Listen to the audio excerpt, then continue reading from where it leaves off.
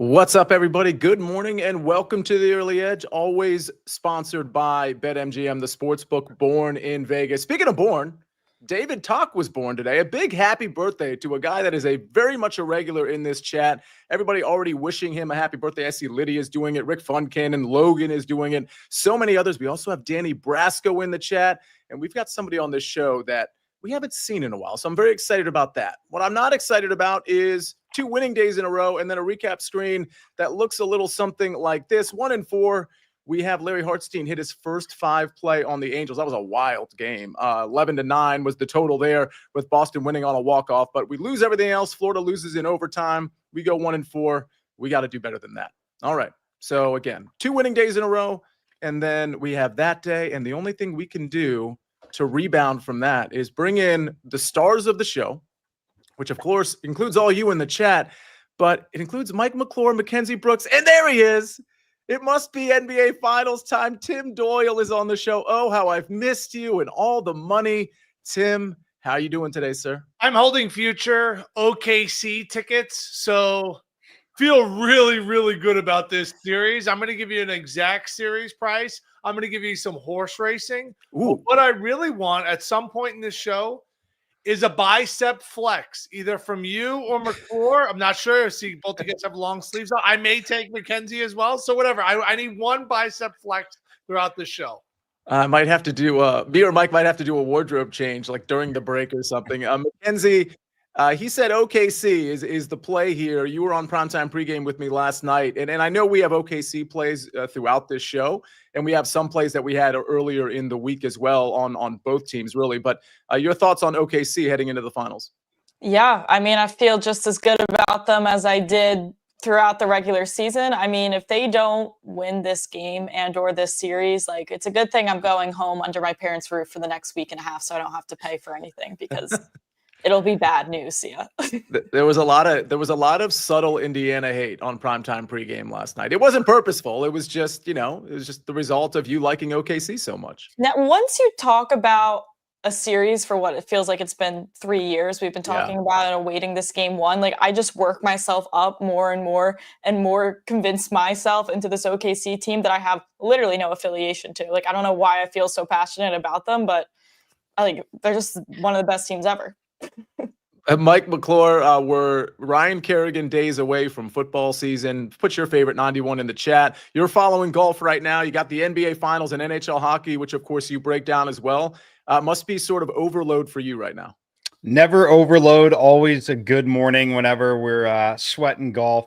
Our guy Alex Smalley currently leading the pack, 4 under. Rory McIlroy +2. We all kind of faded Rory, so that's right. Loving to see that early. We got some French Open we'll be sweating. It's still a beautiful time of the year. There's never a bad day because there's always something to bet on. Wow. Yeah.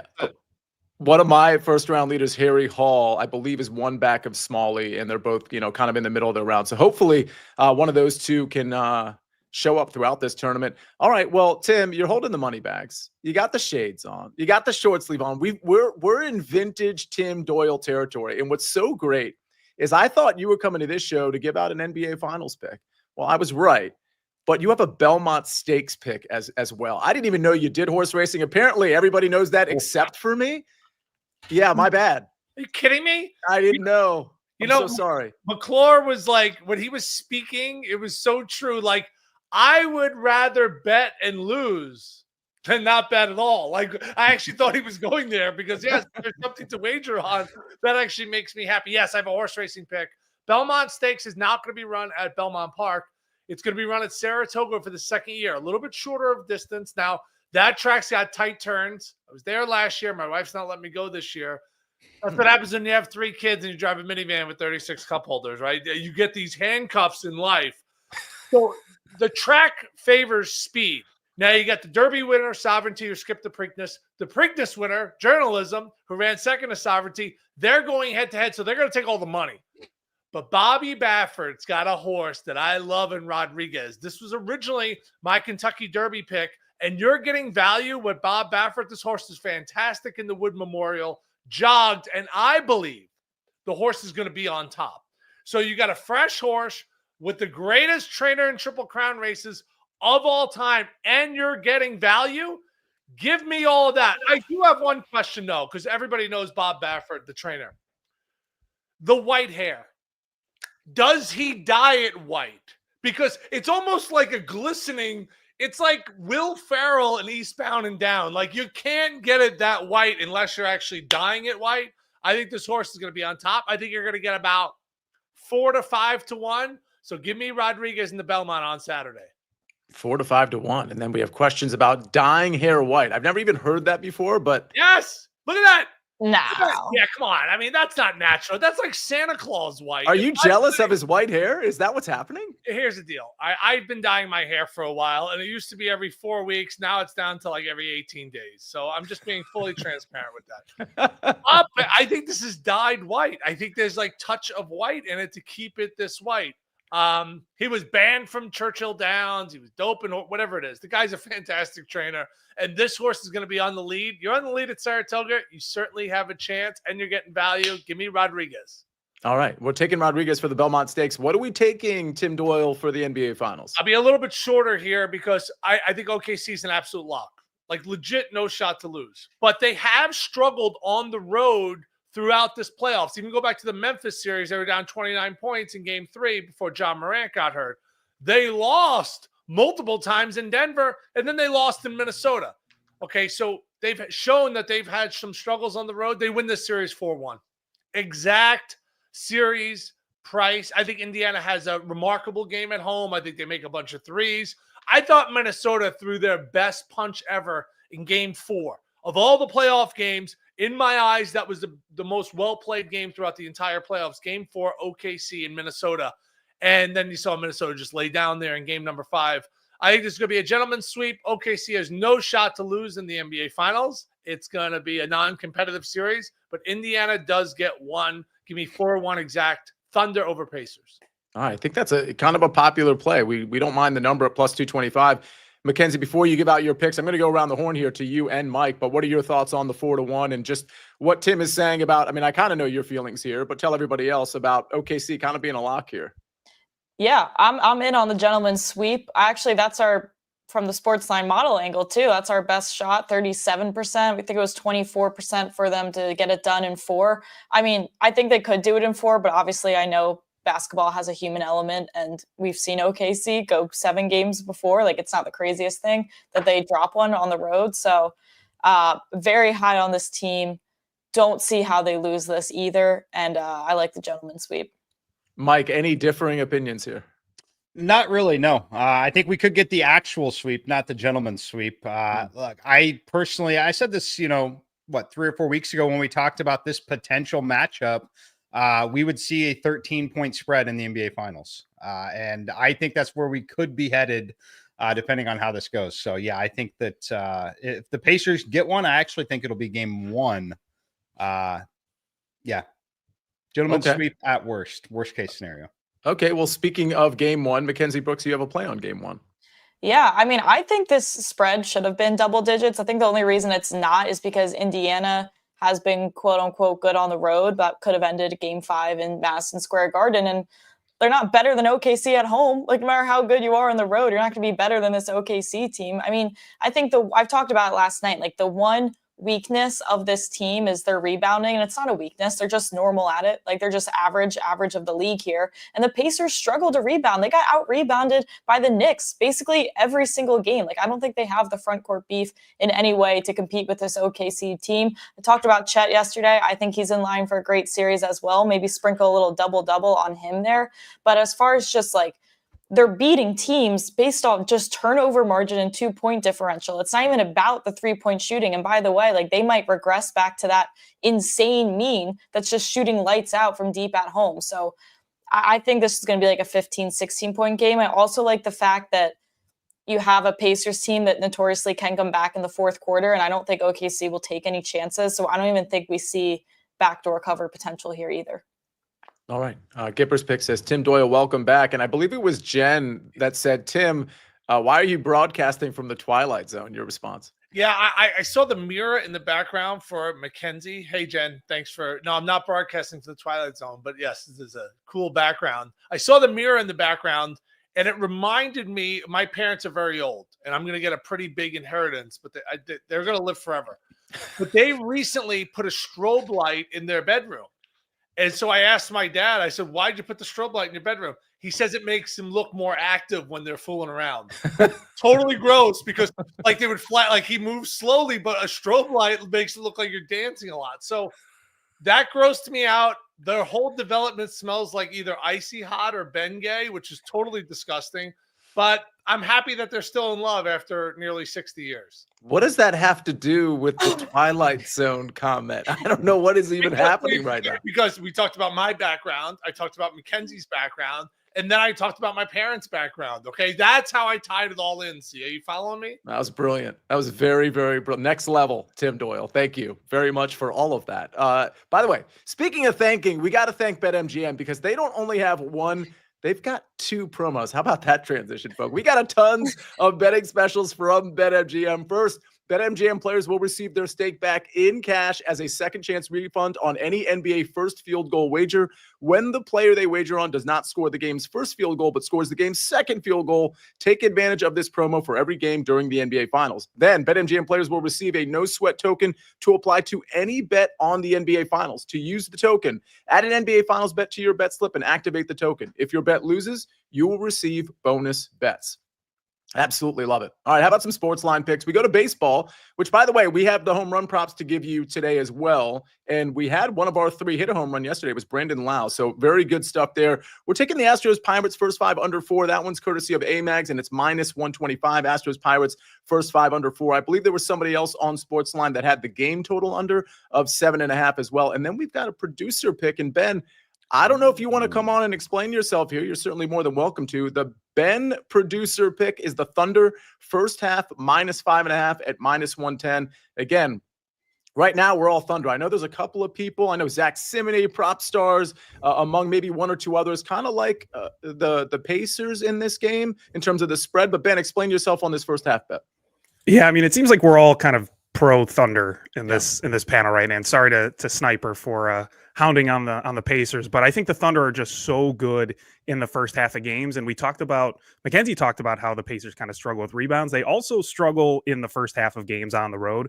I've been doing a lot of math here on my little sheet, and they are really bad in the first half of games on the road in the playoffs. They did well against the Bucks, and every time afterwards, they were down by 11, down by 7, down by 11 again, down by 4. They lose these first halves on the road. They have tough starts, and then they come back and win some of those games. So I'm not really worried about the second half.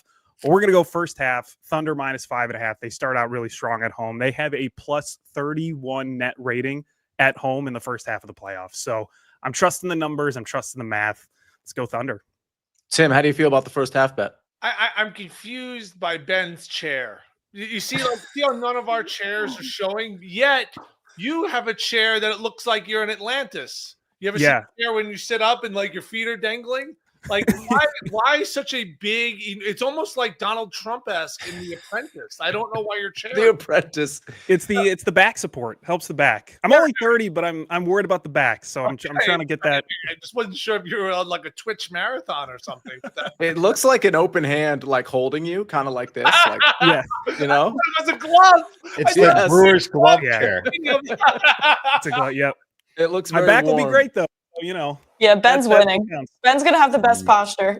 Yeah, that's true. People say they think I'm standing up when I do the show, by the way. You have good posture, Sia. Well, thank you very much. I guess it's only during this show, like I'm just up straight for whatever reason.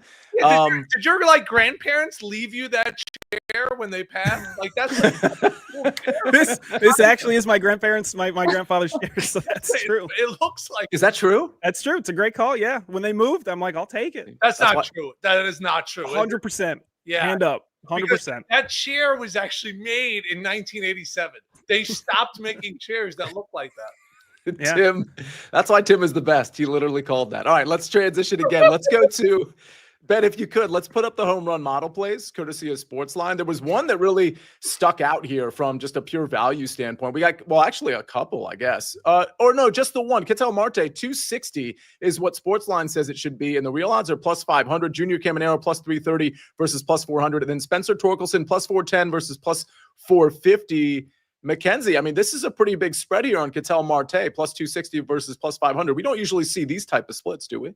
Yeah, I mean, he had 3 hits and two home runs in the first game of the series, and he now has hit 10 home runs in just 31 games this season. And he dominates right-handed pitchers from what we're seeing, an OPS over 1,000. 9 of his 10 home runs are against right-handed pitchers this season. And he, for whatever reason, performs well in day games. So I guess it checks out. I think 500 is pretty crazy. I mean, I guess you can go the fact that he already had 2 home runs in the first game of the series. People have different opinions on how to feel about that, but I guess that's why. Big right-handed pitcher guy. Yeah, and of course, Arizona on the road. We got a day game there at 12:15 in Atlanta. All right, we got to get to more picks. We got a French Open pick. I failed to mention that, Mike. You've been hitting those French Open picks. We're going to get to that. I've got a golf pick. We're going to talk about some of your picks in the chat. We'll do it all right after this message from our partners. When you need your sports news all the time, we've got breaking news to bring to you. CBS Sports HQ gives you a snapshot of all the sports that matter to you. When you need your sports in a snap, find it on CBS Sports HQ, streaming free anywhere you are. We're back on the Early Edge, brought to you by BetMGM, the sportsbook born in Vegas. Joe Neuenfeld says, Tim Doyle looks like he went to Northwestern. Accurate. Yes, you do. Actually, you look like you transferred to Northwestern, Tim. All right, let's transfer to some golf real quick. I kind of want to get an update on the scores because I don't know if Keith Mitchell is hunting down the first round lead as well. I got maybe you all can update me because he was one of my first round leaders as well. I'm going with Vince Whaley in a 3-ball. Mike, I know you don't love 3-balls, but I do know you like Vince Whaley. This is as much a fade of Will Gordon and Ben Coles as it is a play on Vince Whaley. Again, I don't love doing 3-balls because I like to isolate one guy, but I don't think Ben Coles has the length to really compete here. He is accurate, so that's going to help him quite a bit because we've noticed in the morning, if you're in the rough, it's pretty thick and you're going to have trouble making par or certainly making birdie, but maybe making par as well. So I think from an accuracy standpoint, I like Coles over Will Gordon and Vince Whaley, but what I love about Vince Whaley, and Mike, you mentioned this over the live chat yesterday, is how he's been playing over the last 5 tournaments. And we know he has the capability to play with that type of consistency, but he's really popped over the last 5 tournaments. Will Gordon has had one good tournament really over the last, 6 months. And it happened to be at the CJ Cup. It was somewhat recent, but he's just constantly missing cuts. Ben Coles is just a miscut guy as well. Vince Whaley really coming on strong. So I think a plus 130, even if you get a plus 125, I think it's a good number because I do think he's going to win this 3-ball. This is this afternoon. I think it starts in a couple hours. Vince Whaley plus 130 over Will Gordon and Ben Coles. Mike, your comments there before we get to your pick. I like it. I think Vince Whaley is definitely undervalued given his current form. Yeah, fair enough. And I encourage everybody to watch the early wedge because, Mike, you were all over Alex Smalley. And I don't know, again, I haven't gotten the update, but he certainly had a good start to the tournament. Harry Hall was a guy that you said on the live chat that you were very much in on. I was in on him too. He's off to a good start. So we'll see how all that goes. But don't forget the early wedge programming on the SportsLine YouTube channel. Mike, French Open, Joker is back. What is it, the semifinals? What's the play on Joker? Semifinals, Djokovic is not going to win this match against Jannik Sinner, but he is going to cover the game spread. I played the game spread here plus 5.5 at plus 105. Look, I think that he's able to get a set or at least force tiebreakers here where we're not losing in straights 6-4, 6-4, 6-4.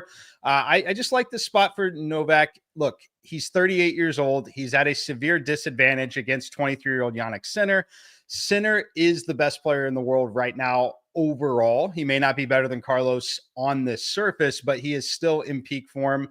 The raw power and just the pace of the game and the pace of this ground strokes are going to be a problem for Novak. However, Novak has so much experience here. He's going to find ways to just simply hold serve and try to get this to tiebreakers.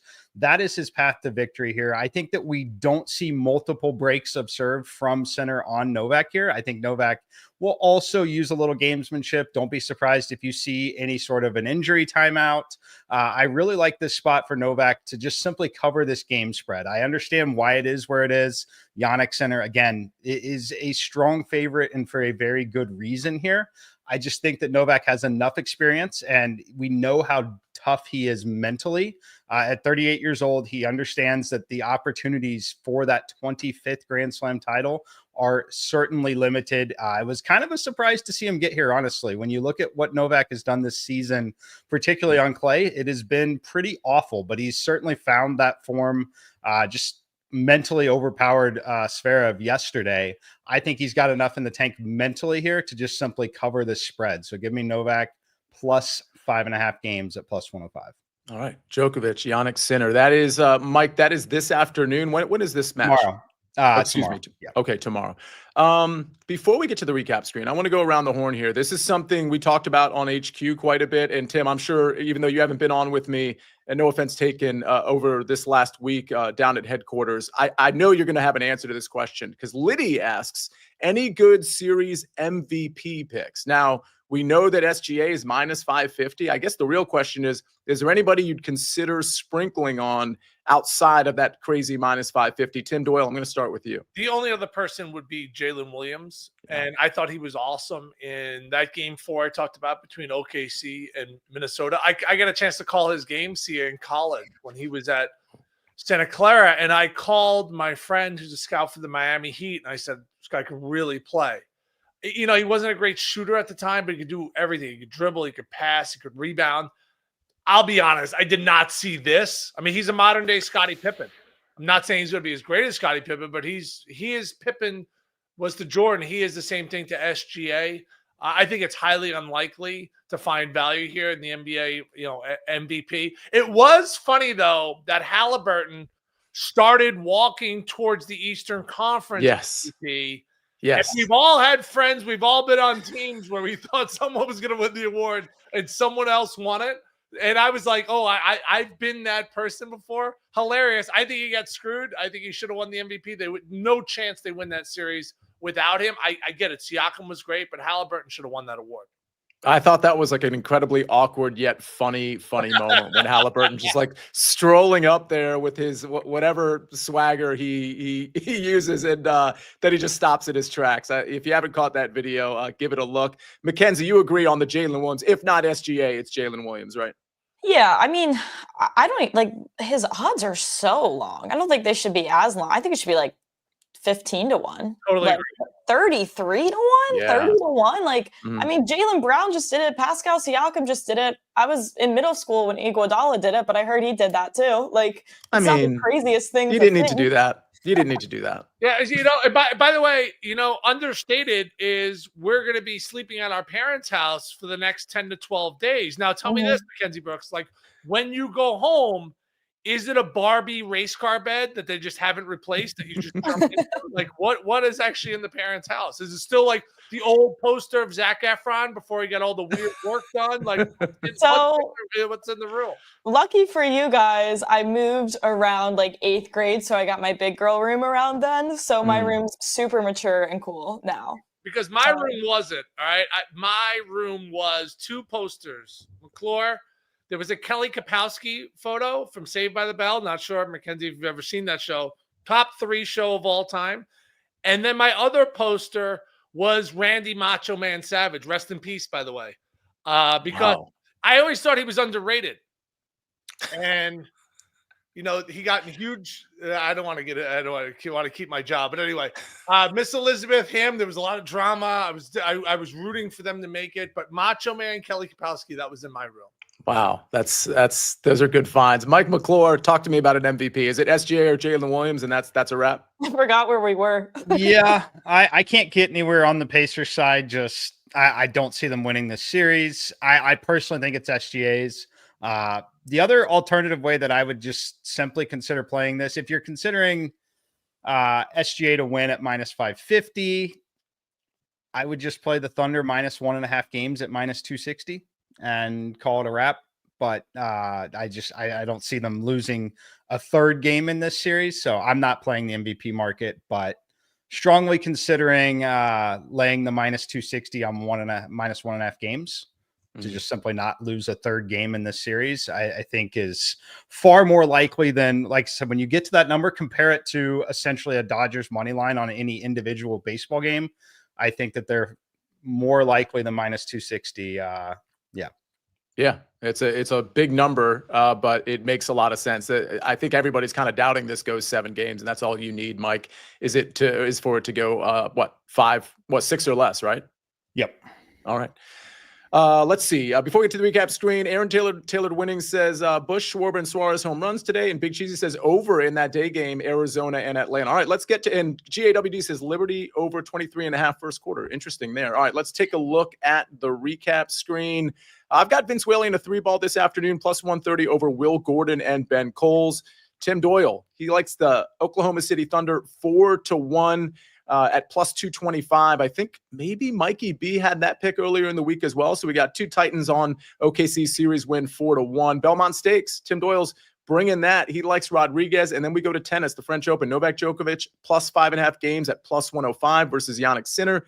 And then we go to OKC minus 9.5 tonight. Game 1 of the NBA final starts at 8:30 tonight. Again, minus 110. All right, we go to our sports line pick, Astros Pirates, first 5 under 4 at minus 125. That's courtesy of AMAGs. And then, of course, Ben's producer pick, Thunder first half, minus 5.5 at minus 110. Japan had asked earlier if Tim had pulled out the hammer yet. He was late to the show. Of course, you had already pulled out the hammer. Liddy says hit the like button. Everybody, thank you for helping us with the like buttons. I'm sure you hit it for David Tock's birthday, for Tim Doyle being on the show, for all the OKC love. So everybody appreciate that on behalf of Tim Doyle, on behalf of Mike McClure and Mackenzie Brooks, and of course, Ben on the 1s and 2s and 3s and 4s, and for Ken's, go ahead. Someone asked when I'll be on tomorrow, and I just remembered I'll be hosting Early Edge on the network show for the full noon hour. So that'll be a movie if anyone wants to join that. You should, everybody, make sure you're dialed into CBS Sports Network tomorrow at 12 o'clock to catch Mackenzie. Dial in at 6 o'clock on CBS Sports HQ for primetime pregame. That's where you can catch me. And then, of course, you'll catch us tomorrow morning at 10 o'clock on BPE Friday. On behalf of these 3, on behalf of Ben and all of you in the chat, let's have a great Thursday, a profitable Thursday. Either way, stay positive. Thanks, everybody. We'll see you soon. We rest our case.